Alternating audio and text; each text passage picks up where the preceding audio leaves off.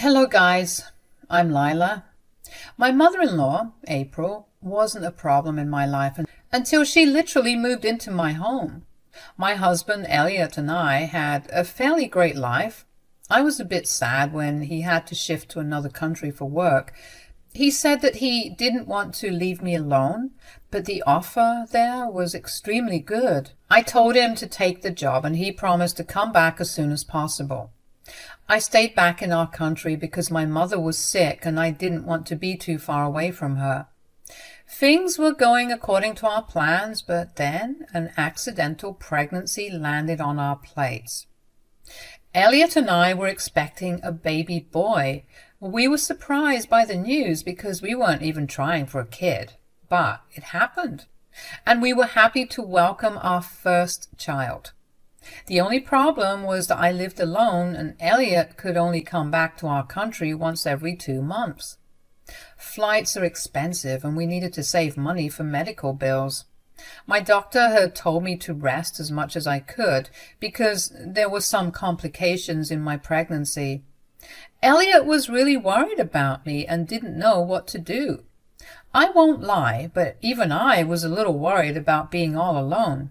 That's when my mother-in-law came to us and said, "I can move in with you guys and help with the baby." "Really? Will you do that, Mom?" "Yes, why not, son? Lila is carrying my grandbaby, so this is the least I can do. She can't stay alone in the house and needs some help." "I do need some help, April.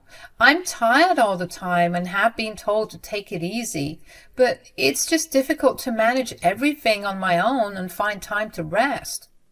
"Well, that won't be a problem if I move in with you. I will be a lot of help and I can also give you breaks when you are overwhelmed with my grandson." "Sounds like a good idea, April. Thank you so much for offering to help." I was truly grateful for her help. My husband was going crazy worrying about me living alone, so he was relieved when his mom offered to help. She was the best candidate to stay with me because we thought she was reliable and trustworthy. My husband, especially, thought it was a great idea to have his mother stay with me because he trusted her to take care of me. But we had no idea how different things would be. We agreed to let April move in with us and stay as long as she felt comfortable. She left her rented apartment and stayed with us completely free of cost. My husband was funding her, so she didn't even have to get a job to contribute to the household. I was excited to have her with me and thought that it would help us develop a closer bond. But all my hopes and dreams were crushed. A few days after she moved in, I realized that having her in my house was a big mistake. April didn't help me around the house at all. In the beginning, I was hesitant to ask her for help and tried to do everything by myself. The only thing she did was to cook for herself. That's right, she didn't even make a portion for me. I was doing everything around the house as usual and even took up her share of housework when she slacked off. She was literally not doing anything to help me rest. As the weeks passed, I started to ask her to help me, but she straight up told me that it was my job and she wasn't going to help. I don't like pestering people for help, so I kept quiet and continued to do everything. I also didn't tell my husband what was going on because I knew he would get worried. Whenever he was home, April would make a big show of doing chores, so Elliot thought that I was getting the help I needed. However, April wasn't helping me out at all when he was gone. A mix of pregnancy complications and not getting enough rest led me to have premature labor. I was also bleeding profusely and was rushed to the hospital. After a very difficult labor, during which they thought I might die, I was able to have my son. Elliot missed his birth, but was scheduled to fly in the next day after he made an emergency booking. The next morning, I was trying to get some sleep when April noisily came into my room and woke me up. I was a little groggy but didn't say anything because I had just woken up. April kept talking about God knows what, and I ignored her to concentrate on getting my bearings back after being woken up so rudely. My head went clear when April said, "So, when can you go home today? Are they preparing your discharge papers, or should I talk to them?" "I literally just gave birth. I can't go home right now." "What? You still have to stay here? But you have already spent a night here. Do you have to stay here today as well?"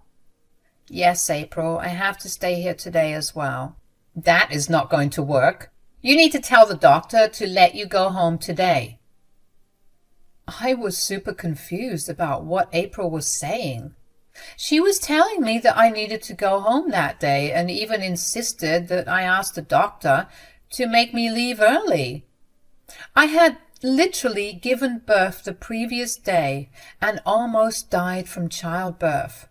But April was hurrying me to go home instead of staying at the hospital and recovering from the birth. I said to her, "Why would I do that, April? I'm still pretty weak, and there is a big reason why the doctors are keeping me here." "Oh, please. Women give birth all the time. You aren't special. You don't have to stay here and have a mini vacation." "Does it look like I'm having fun here? I almost died. So no, not every woman goes through what I did. I'm not going to jeopardize my health by going home early on your request." "But you can't be here for so many days, Lila." "Why the hell not, April? You have too much to do at home. Who will do all the work?" "What do you mean, April?" "You know that the house needs to be clean for the baby. I clearly remember seeing dirty dishes in the sink before we came here. There is so much work at home, Lila." I was trying very hard to process what my mother-in-law was saying. She wanted me back to the house because she had expected me to do the house chores. This woman hadn't even bothered to wash the dishes we left in the sink and expected me to do it. I was in utter disbelief and said, "I was on my deathbed just yesterday. Do you really expect me to go home and do the dishes, April?" "Yes, why not? Who's going to do the dishes? You don't have a maid or a housekeeper." "Woman, you are insane.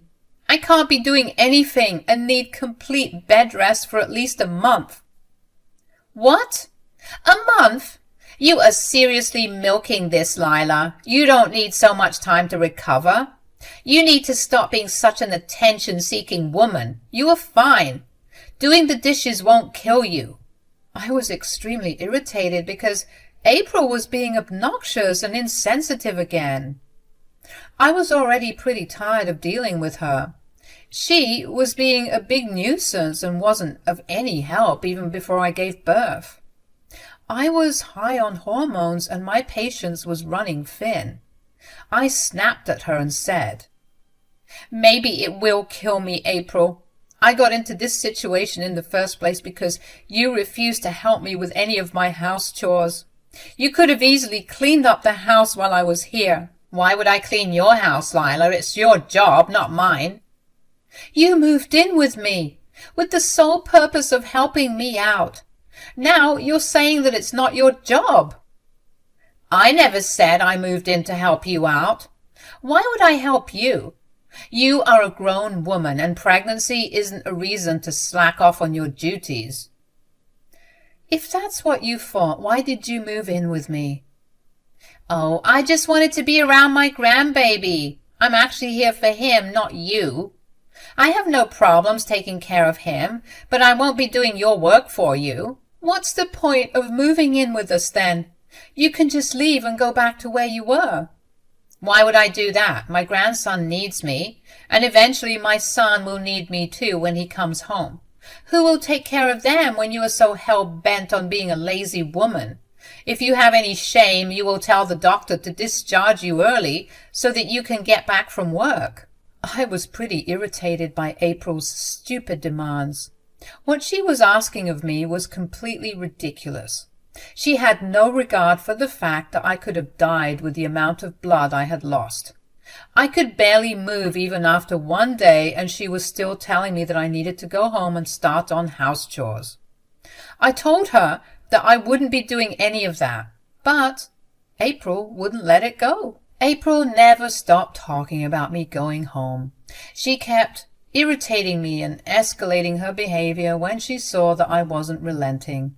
She was yelling at me and calling me all sorts of names like lazy, attention-seeker, opportunistic, etc. I was also informed by my doctor that she had tried to talk to him and force him to sign discharge papers. My doctor and a few of the nurses let me know that I could easily kick my mother-in-law out if I wanted. I held strong because I knew that ultimately I had to deal with her after I went home. But I lost my patience when she said, "You are making a big mistake, Lila.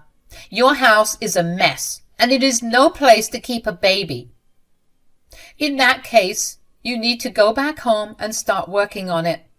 You need to help out too if you plan to stay with us.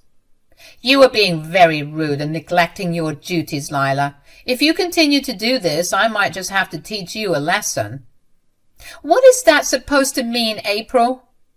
"I don't know. Maybe the CPS will make a surprise visit one day and see how filthy your house is. You know that they take these things seriously, right? God knows what they might do if they see you not taking care of your house and making your son live in an unhygienic place." April was straight up threatening me. I looked at her in disbelief as she gave me a sly smile and then a smirk. She was telling me that she wasn't above calling CPS to take my child away. The very fact that she was willing to go to this extent to make me work around the house sent me into a rage. My motherly instincts kicked in the moment April threatened to have my baby taken away. I decided that I was no longer going to accept her horrible behavior and finally took a stand for myself. I yelled and screamed at her like a crazy woman until the nurses came and asked me if I wanted to kick her out. I told them that yes, I didn't want April anywhere near me or my child anymore. April threw a major tantrum and hurled abuses at me when I asked her to leave. She was screaming at me, and instantly my blood pressure spiked. The nurses rushed in to calm me down and called security to throw my mother-in-law out. She refused to leave on the nurses' insistence, so they had to involve hospital security. After April was taken away, I broke down crying because of all the stress. The nurses calmed me down, and I called a friend over to come and see me. She immediately arrived at the hospital and stayed with me until my husband arrived that day. Elliot came to see me and our son as soon as he landed. He came to the hospital and straight from the airport and changed in my bathroom before holding our baby. We had some private time together with the three of us, and finally I felt like I was at peace. Elliot was extremely worried about me and said that he was scared something was going to happen to me. He made sure that I was all right, and then he settled down with our son. I had a doubt that he knew April was kicked out of the hospital. I wanted to talk to him about it, but he decided to beat me to it. He said, "Honey, why did you kick my mother out?" "So she's told you about that already?" "Yeah, I called her on my way to the hospital from the airport. I just wanted to check on you and tell her that I was coming. She started to cry and said that you kicked her out." "Wow, so she cried to you. I'm pretty sure she said that I was being hormonal and unreasonable, right?" "I take her words with a grain of salt, Lila. I want to hear from you about what happened." "Well, your mother wanted me to go home today. She even tried to make the doctors discharge me." My husband looked as taken aback as I was when April demanded that I leave the hospital early. Elliot was looking at me as if he couldn't believe what I was saying. His eyes went wide and he was in shock. He said, "What? Why the hell would she say that? You literally had a traumatic birth." "Well, she wanted me to go home and do the dishes and clean the house." "What are you talking about, Lila? Why do you have to go home and do it? She could just do it herself. Nope. She told me very clearly that she wouldn't do anything that she considers to be my job. But she moved in with you to help you out.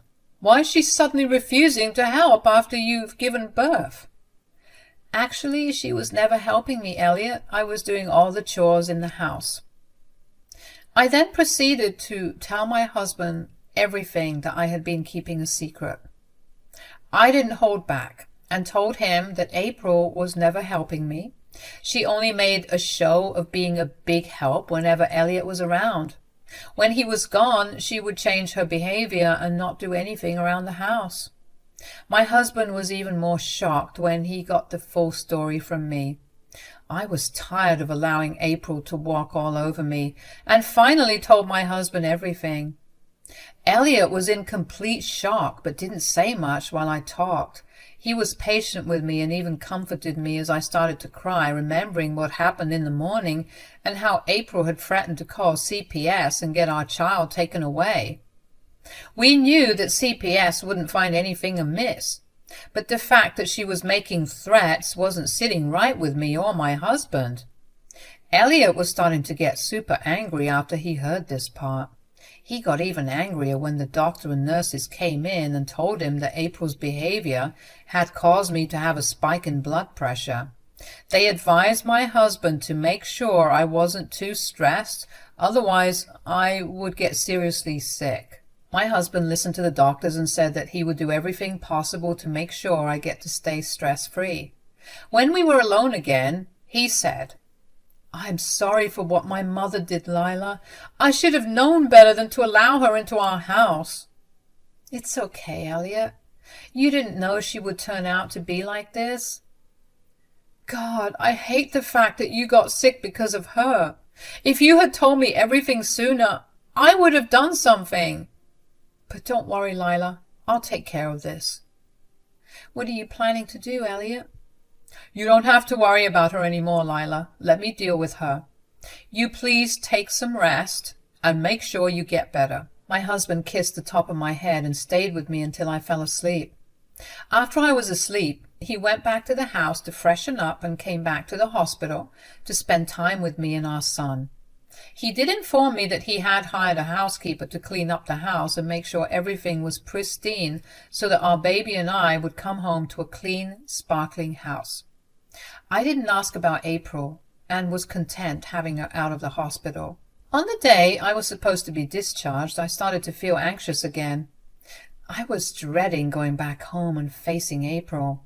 I know she would be pissed that I told my husband everything and complained about her. Plus, I was afraid she was going to find new ways to torment me. I was still weak and had a baby to take care of, so I was feeling extra vulnerable. But I didn't voice them out to Elliot. I trusted my husband and knew that he would protect me to the best of his ability. But I couldn't get rid of the nervousness that was eating me from the inside. I went home and was surprised to see that everything was truly sparkling. The housekeeper did an excellent job in cleaning and organizing everything. I settled in straight away and made myself comfortable. It is a different feeling to take your baby home from the hospital. Coming home was also a little emotional for me because I had thought I might die and not be able to come back here. I enjoyed being back in my happy place and was busy taking care of the baby while also being on bed rest. It was a long time later that I realized that I didn't see April around. She didn't even come home when it was quite late at night, and that's when I asked my husband, "Where is your mother, Elliot? Won't she be home today?" "No, Lila, she won't be home." "Oh, where did she go?" "She had to go somewhere, but I don't know, and I don't care where. But don't worry, she won't be back anymore." "Wait, what? She won't be back? Is she mad at me because I complained to you?" "Oh, yes, she is mad at you, but that's not why she left." "Then why did she leave out of the blue?" "Well, I kicked her out." I literally wasn't expecting to hear this, guys. My husband made a straight face and told me that he had kicked his mother out of our house. I looked at him in awe and saw that he was smiling down at me. I said, "You really kicked her out?" "Yes. That was the first thing I did when I came home from the hospital that day.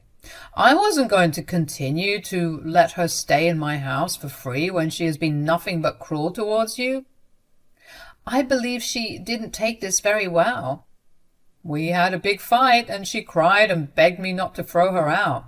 But I didn't give in, because your safety and mental health is more important to me than her fake tears."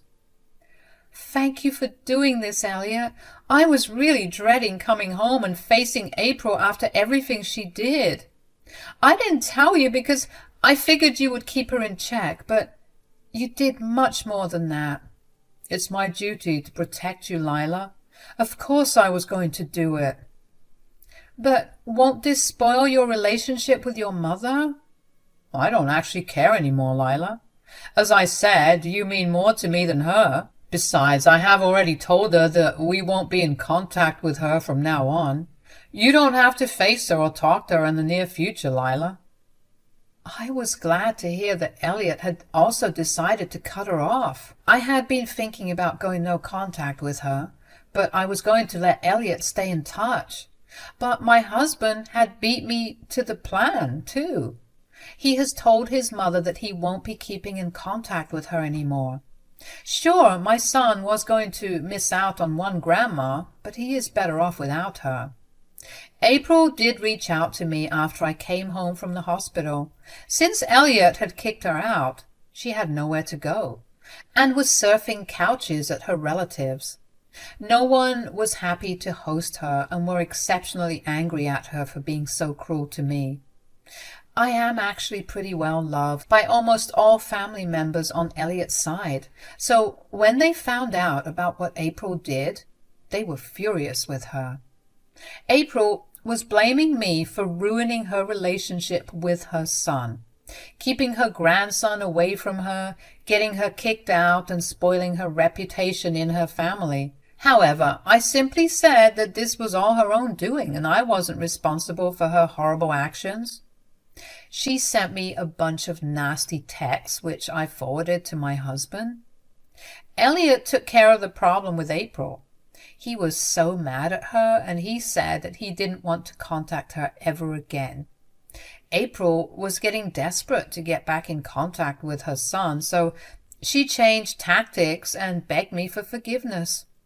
It was nice seeing her grovel after what she had put me through. I didn't forgive her, though. She kept texting, calling me, and I didn't even bother to send a reply or pick up the phone. Eventually, she stopped, and maybe started to harass Elliot again. My husband never let me deal with April's drama again, just like he had promised. He also got a transfer back to our country, and now we are living together like we did after we got married. Our baby is going to be a year old very soon. Time flies.